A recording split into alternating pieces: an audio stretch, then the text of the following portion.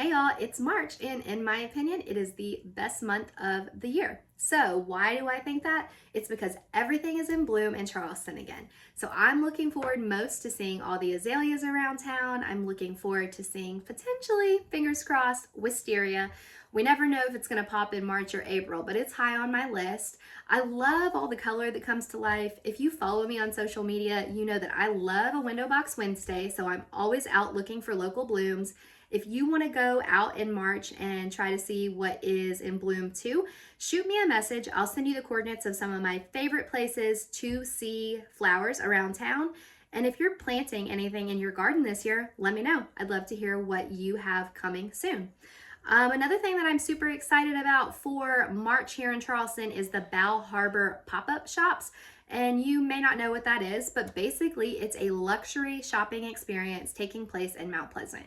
So the Bow Harbor shops rotate around the country, and basically they bring luxury shops to our feet.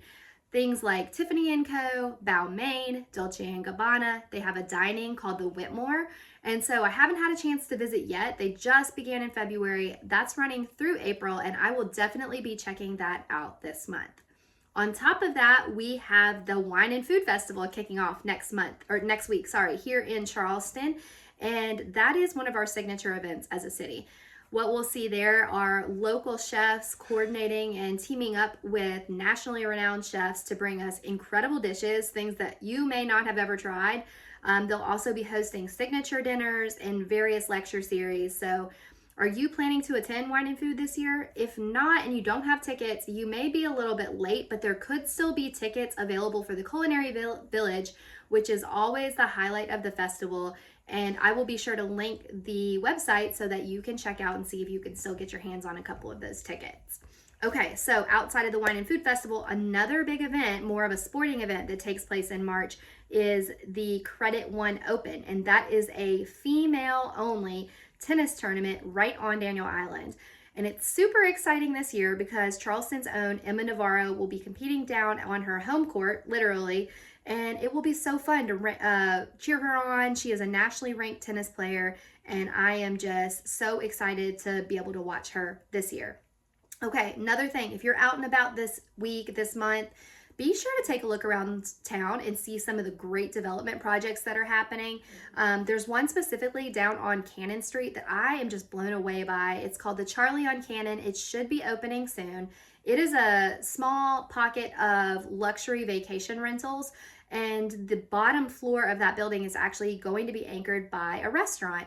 They have not filled the space yet, so if you know someone looking to open a restaurant, feel free to reach out to me. I can give you the contact information for the developer, but wow, that building is absolutely incredible. The architect, Stephen Nash, has been very intentional on really being respectful to the Charleston architecture and making sure that that building blends seamlessly with things that have been here for hundreds of years. Okay, so that's what's happening in Charleston this month. Me and my family had a really busy February. Just to give you a quick recap, we visited the Monalani Resort on the Big Island of Hawaii. We attended a best friend's wedding, and wow, it was straight out of a storybook. They had a sea turtle show up during the cocktail hour who lingered around for the rest of the reception. We had a gorgeous purple and orange sunset that was fueled by what they call VOG, or volcano fog, over in Hawaii. And that's because the volcano actually erupted the week of the wedding. It doesn't always erupt, and it doesn't pose danger to the residents of the island, but I think that it had last erupted about 8 or 9 years ago. And so that fog, or VOG, really fueled the colors in the sunset. And oh my goodness, I am going to be counting down the days until I can visit the Auberge Resort at Monalani again on the Big Island. But if you are looking for a staycation or a getaway locally, you can visit our newest Auberge Resort on Kiowa River called the Dunlin. It opened last year, and it is on the way out to Kiowa Island at Kiowa River. It's drop dead gorgeous. It was designed by Linda Roth. And wow, I highly recommend. And if there's anything that I learned when I was in Hawaii, it is that experience from that local hotel group is 100% worth it. So let me know if you're planning a stay at the Dunlin sometime this year. On top of going to Hawaii, we spent several nights at the beach. It was chilly, but it was so worth it having those family moments, looking for shells with our little one, and just really feeling the peace of the ocean. If you haven't had a chance to go out to the beach this year, I highly recommend it. It is still worth bundling up for until it gets warmer in the evenings.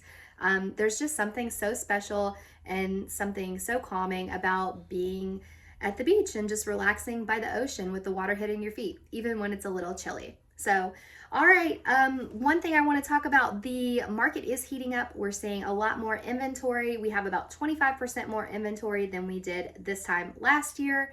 And buyers are still kind of fighting the rates, but what I am seeing is that they're starting to get off the fence because they're realizing that time is not waiting for them. Prices are continuing to go up.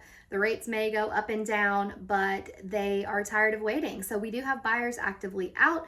We're entering the spring market. Now is the time to figure out what you want to do, regardless of if you're a seller or a buyer. Let's find time to have a consultation. And if you have any friends or family, whether they're in Charleston or in another state, I would love to be connected with them so that they feel as though they have a resource that can help them make decisions to help them achieve their goals. So that's it for March. I've loved chatting with you today. If you want to connect, be sure to send me a message. And if you're local to Charleston, don't forget that on Tuesday mornings from 9:30 to 11, I'm bopping around different coffee shops for Coffee with Cam.